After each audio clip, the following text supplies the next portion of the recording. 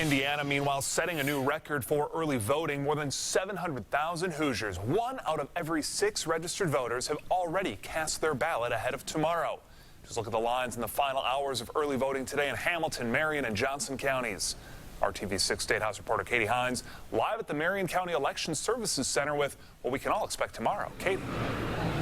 Jason, we're taking a look at those numbers broken down by county, and here in Marion County, about 1 out of every 10 registered voters has cast a ballot. That ahead of Election Day. You can see behind us here, that's some of the work that's underway at this hour. They have been sorting all of those absentee ballots that have come in based on precincts so that first thing tomorrow they can start the process of counting. In Hamilton County, the number is 22% as of Saturday, but in Johnson County, even higher. 1/3 of all registered voters, their ballots are already in. I asked some voters who waited for 2 hours in line today, why?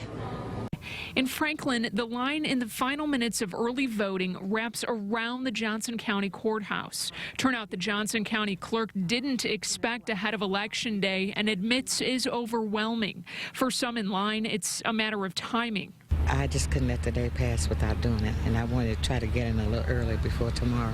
But for others, it's a matter of reassurance. I just want to make sure it gets in ahead of time. I want to count it. Jackie Murray of Greenwood isn't alone. UND professor Ted France studies the history of presidential elections. He says the divisive rhetoric and claims of a rigged election are playing a direct role in early voting turnout.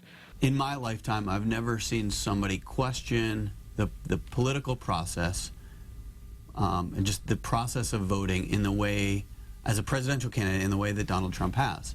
And so that naturally will lead to fears that people's votes will not count. He says fewer people are identifying with a party, and once trusted institutions are on the decline, making the decision a stressful one for many, but still a priority. I think there's a big decision to be made this year. I mean, I can't understand why the choices we have to have is so out in left field somewhere. It's just, I mean, everything that's going on in